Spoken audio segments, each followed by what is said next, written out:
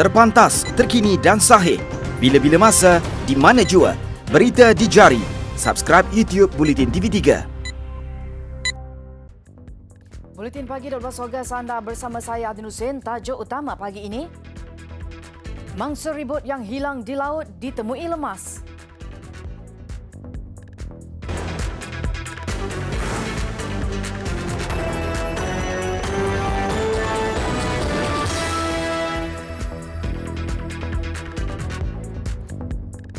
Assalamualaikum dan salam sejahtera. Nelayan yang dilaporkan hilang selepas terjatuh ke laut ketika ribut di jeti Tok Arab Jerlun kemarin ditemui terapung dan tersangkut pada tambak pantai di Kuala Kuar. Mayat Azimat Hassan, 62, ditemui pasukan Jabatan Sukarelawan Malaysia Rela yang membuat rondaan di kawasan pantai pada jam 7.05 malam. Menurut Jabatan Bomba dan Penyelamat Malaysia Kedah, mayat mangsa ditemui kira-kira 4 batu nautika dari tempat mangsa dilaporkan terjatuh dan kemudiannya diserahkan kepada polis untuk tindakan lanjut pada jam 7.40 malam. Operasi mencari dan menyelamat disertai pelbagai agensi termasuk Maritim Malaysia, Bomba, Angkatan Pertahanan Awam dan PDRM. Operasi menggunakan aset daripada pelbagai agensi terbabit termasuk bantuan bot nelayan berhampiran. Bot fiber yang dinaiki Azimat bersama anaknya dipukul ombak besar menyebabkan mangsa terjatuh ke dalam laut ketika ribut. Bagaimanapun, anak mangsa berjaya menyelamatkan diri walaupun hampir terjatuh dan meneruskan perjalanan pulang untuk memaklumkan kejadian kepada penduduk kampung dan pasukan penyelamat.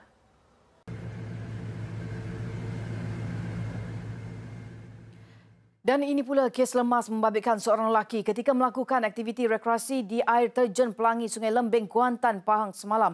Mangsa Joshua Siahanyang, 31 tahun, dilaporkan mandi berseorangan sebelum disedari tidak timbul ke permukaan air oleh rakannya. Sepasukan 6 anggota bomba Indra Mahkota bersama 2 anggota bomba Sukarela Sungai Lembing PBS bergerak ke lokasi kejadian sebaik menerima aduan.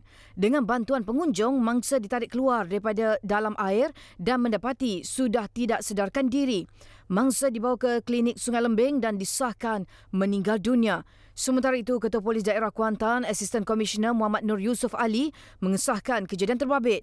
Menurutnya, hasil siasatan ke atas tubuh badan mangsa tidak menemui kesan luka atau lebam serta tiada unsur jenayah.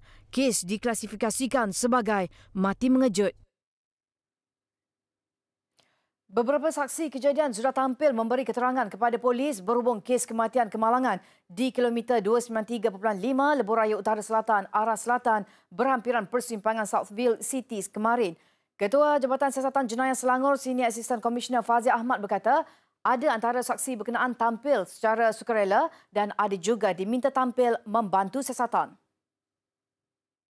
Menurutnya, ada lagi saksi akan membantu siasatan kes berkenaan. Pihaknya sudah merakam percakapan dan siasatan lanjut masih dijalankan. Kemalangan viral sebelum ini dilaporkan berlaku selepas tol Sungai Besi menghala ke selatan membabitkan mangsa Said Muhammad Daniel Said Shakir dan suspek berusia 40 tahun bersama isterinya.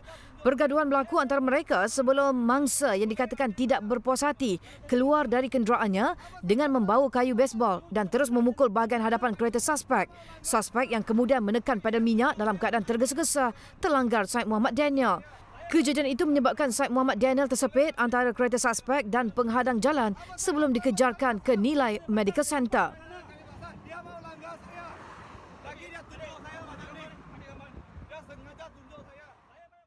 Sementara itu, PLAS Malaysia Berhad PLAS menzahirkan rasa sedih dan kesal berhubung kes kematian kemalangan itu. PLAS menerusi satu kenyataan menegaskan mereka tidak akan berkompromi dengan mana-mana pihak yang berkelakuan agresif dan membahayakan pengguna lebuh raya. Pihak pengurusan PLAS bersedia memberi kerjasama kepada pihak berkuasa untuk menjalankan dan memudahkan siasatan.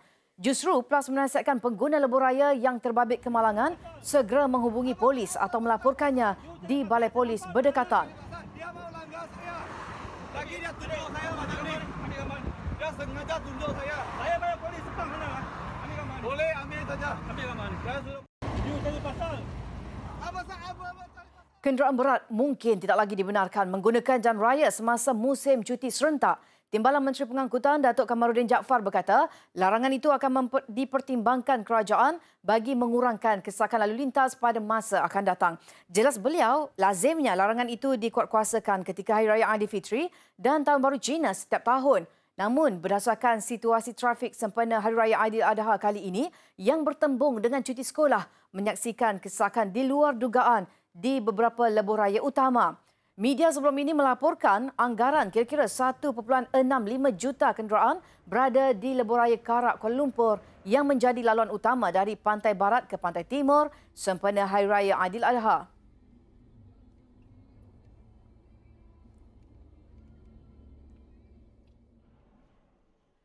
Dalam kesibukan bertugas di bawah Panji Pertubuhan Bangsa-Bangsa Bersatu PBB di Lubnan, pasukan Batalion Malaysia Malbat tidak terkecuali menyempurnakan ibadah korban di luar negara. Batalion yang diketuai oleh Colonel Azhan Man Uthman itu menyempurnakan ibadah korban 3 ekor lembu dan 55 ekor kambing. Duta Besar Malaysia ke Lubnan, Datuk Muhammad Aznur Mahad, turut serta meraikan sambutan ini bersama warga Malbat di Kem Makrakah, Selatan Lubnan. Menurut Pegawai Perhubungan Raya Malbat, Major Muhammad Azmi Dulhani, kesemua daging korban itu akan diagihkan kepada penduduk beragama Islam di sekitar kawasan terlibat dan penugasan pasukan itu. Menerusi satu kenyataan, beliau berkata, kesemua mereka turut menunaikan solat sunat Aidiladha di Masjid Kaukabah yang diimamkan oleh Major Wan Mazlan Wan Abdullah. Acara yang sama juga turut diadakan serentak di penempatan Elemen Bravo dan Elemen Charlie di Kem Tipnin juga di selatan Lubnan membabitkan ibadah korban 17 ekor kambing.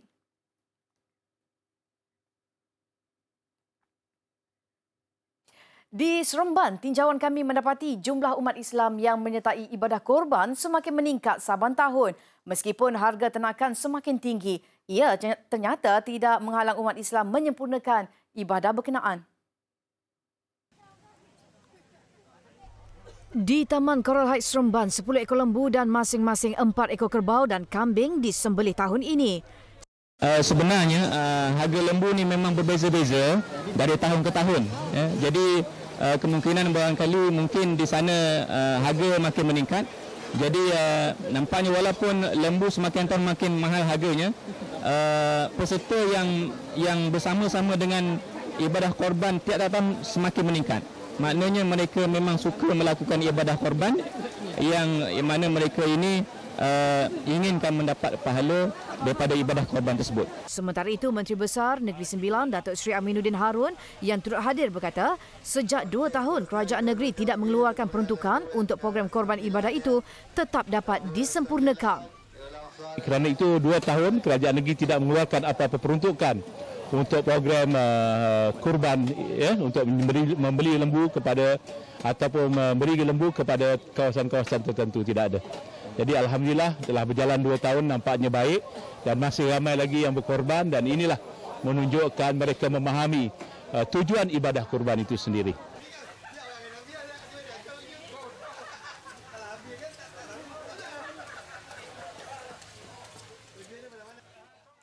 Penghayatan ibadah korban tidak mengenal usia. Di Johor Bahru, sekumpulan 160 belia bergotong royong mengendalikan majlis korban membabitkan 10 ekor lembu di Kampung Kangkar Tebrau. Kumpulan berusia antara 17 hingga 25 tahun ini nyata bersyukur diberi peluang dan dapat membuktikan kemampuan melaksanakan program berkenaan.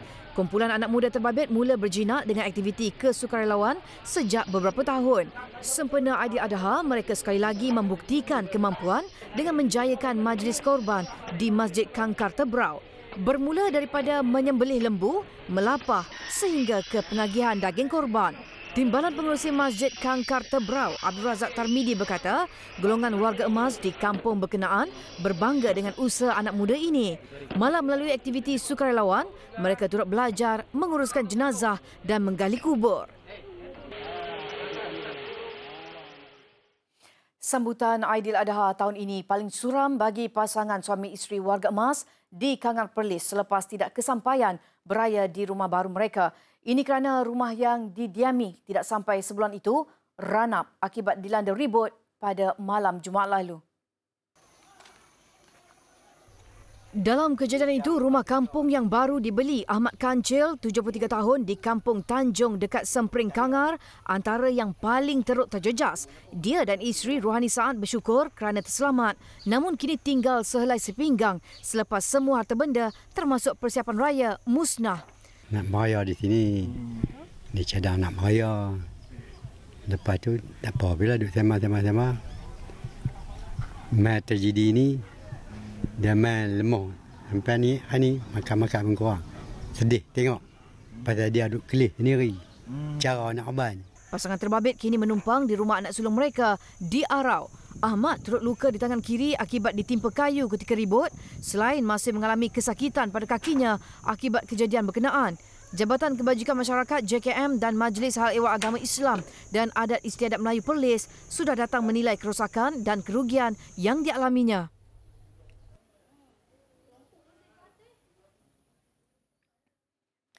Semua pihak perlu memainkan peranan bagi memastikan aktiviti di dalam hutan selamat dan mengelakkan risiko kematian. Naib Pengerusi Kanan Yayasan Pencegahan Jenayah Malaysia MCPF Tan Sri Lilam Tai berkata, meskipun peningkatan kes hilang di dalam hutan dilaporkan, namun ramai yang masih tidak membuat persediaan rapi selain membawa barangan keperluan sewajarnya. Sikap tidak indah ini mengakibatkan rakyat tempatan dan pengunjung luar menghadapi masalah apabila sesat sama ada memanjat gunung dan berkemah. Menerusi satu kenyataan, beliau menegaskan pihak berkuasa perlu memperkenalkan garis panduan jelas untuk aktiviti berkenaan, termasuk mewajibkan mereka melaporkan kepada pihak berkuasa berkaitan dan mengambil jurupandu bertauliah untuk mengiringi mereka. Antara punca berlaku kes sesat di dalam hutan adalah kerana mangsa tidak biasa dengan keadaan hutan, hilang arah atau terpisah daripada kumpulan secara tidak sengaja. Selain itu, ujarnya, hutan terutamanya jenis tropika yang tebal seperti di negara ini tidak boleh diteroka tanpa perancangan dan persediaan rapi. Besar impaknya. Selepas hasilnya, pantas menampilkan prosiding ini secara dan keuangan maya. Berita di jari. Subscribe YouTube Bulletin TV3. Kita ke laporan luar negara. Polis Norway menetapkan kejadian tembakan di sebuah masjid berhampiran Oslo, Norway sebagai serangan keganasan. Siasatan sedang dijalankan ke atas suspek yang dipercayai mempunyai ideologi sayap kanan ekstrim serta anti pedagang pendatang. Dalam kejadian itu, seorang cedera ekoran suspek yang membawa pelbagai senjata melepaskan tembakan sebelum ditahan pihak berkuasa. Suspek, seorang lelaki berkulit putih, dilaporkan memakai topi keledar dan ves kalis peluru ketika melakukan serangan berkenaan. Beberapa jam selepas serangan, mayat seorang wanita muda yang dikaitkan dengan suspek ditemui di sebuah kediaman di Berum. Kematian wanita terbabit disifatkan sebagai mencurigakan oleh polis dan siasatan berhubung kes pembunuhan sedang dilakukan.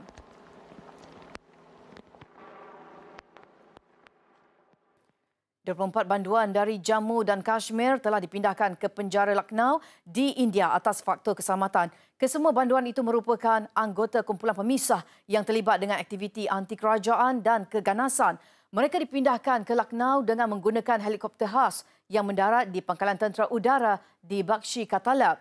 Dalam tempoh 3 hari ini, 70 banduan dari dua negeri itu telah dipindahkan ke 3 penjara yang dilengkapi sistem keselamatan tinggi di Uttar Pradesh. Awal minggu ini, kerajaan pimpinan Perdana Menteri India Narendra Modi membatalkan status khas Kashmir sekaligus melaksanakan perintah berkurung di wilayah penduduk dengan majoriti Islam itu.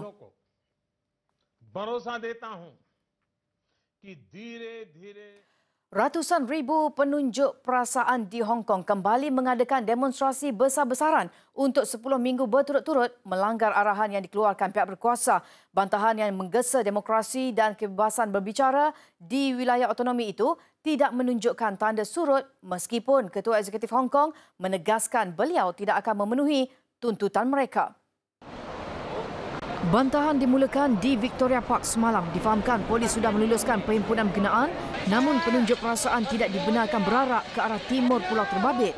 Tindakan tunjuk perasaan yang degil berarak ke arah Sham Shui Po menyebabkan polis terpaksa melepaskan gas pemberi mata bagi meleraikan keadaan.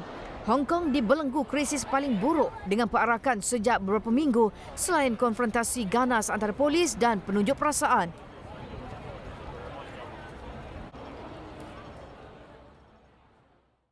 Sementara itu, kerajaan China sekali lagi memberi amaran kepada Britain agar tidak campur tangan dalam krisis tunjuk perasaan di Hong Kong. Ia selepas Setiausaha Luar Britain Dominic Raab menyeru penubuhan sebuah badan bebas bagi menyiasat insiden berkenaan dengan telus. Gesaan itu dinyatakan ketika pertemuan Raab dengan Ketua Eksekutif Hong Kong Carrie Lam yang kemudiannya mencetuskan kemarahan Beijing. Terdahulu, Beijing dalam satu kenyataan menuduh tunjuk perasaan anti kerajaan itu mendapat dana asing terutamanya daripada ahli politik barat. Minggu lalu, Beijing mengutuk Washington ekoran pendedahan sebuah laporan mengenai pertemuan antara diplomat Amerika Syarikat dengan pemimpin pro-demokrasi Hong Kong. Setakat ini, 420 orang telah ditahan sejak tunjuk perasaan membantah rang undang-undang ekstradisi ke China tercetus pada 9 Jun lalu.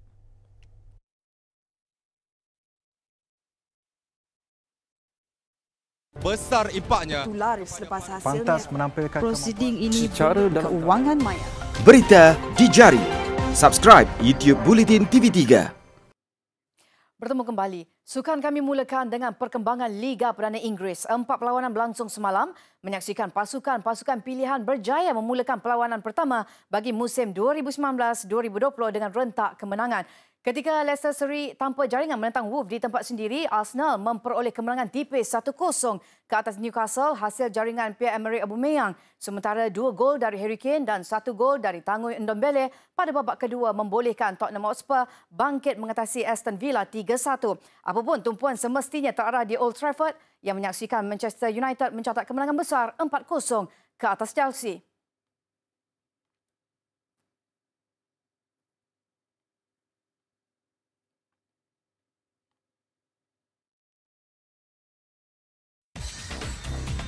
Pertembungan Manchester United menentang Chelsea di Old Trafford sememangnya paling mencuri perhatian memandangkan ia kembali menemukan dua bekas pemain Ole Gunnar Solskjaer dan Frank Lampard yang kini bergelar pengurus. Walaupun taktikal Lampard pada awalnya nampak memberi ancaman kepada skuad kenalian Solskjaer, kesilapan Kurt Zouma yang menjatuhkan Marcus Rashford dalam kotak penalti menyaksikan Man United berjaya mendahului permainan 1-0 selepas Rashford cemerlang memanfaatkan sapakan penalti pada minit ke-18. Kekal 1-0 tamat separuh masa pertama. Aksi selepas rehat terus memihak Red Devils apabila Anthony Martial menambah gol kedua pada minit ke-65. Rashford menjadikan kedudukan 3-0 pada minit ke-67 dan pemain baru Daniel James melengkapkan kemenangan besar 4-0 Man United ke atas Chelsea pada minit ke-81.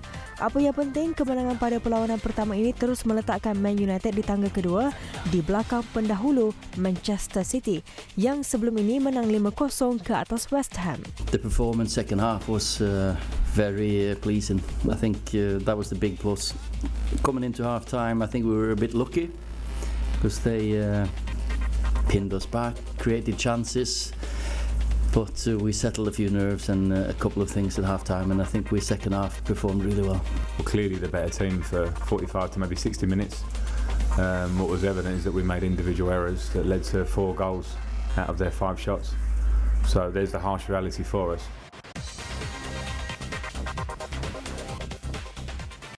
Turut cemerlang di pentas antarabangsa adalah 3 wakil dari skuad badminton negara. Paling sensasi sudah pastinya kejayaan yang dicipta beregu campuran Hu Pangron Chia Yi Si yang merangkul kejuaraan badminton terbuka Hyderabad selepas menewaskan pasangan Indonesia Adnan Maulana, Misha Christine Bandaso pada aksi final di Stadium Tertutup Gachibowli, Hyderabad, India. Pasangan nombor 57 dunia itu bangkit selepas ketinggalan dalam set pertama untuk merakamkan keputusan 16-21, 21-15 dan 21-11 pada final kejohanan jelajah BWF. Sementara itu, pemain perseorangan lelaki negara Lim Chong King dan pemain wanita Eskisona menjuarai kejohanan terbuka Hellas 2019 di Sidirokastro, Greece. Chong King yang mara dari pusingan kelayakan berjaya menewaskan rakan senegara Aidil Sholeh Ali Sadikin 8-21, 21-13, 21-15 dalam pertarungan hampir sejam. Manakala Kisona mengalahkan pilihan ketiga Ted Tartuzar dari Myanmar 21-14, 21-19 di pentas final.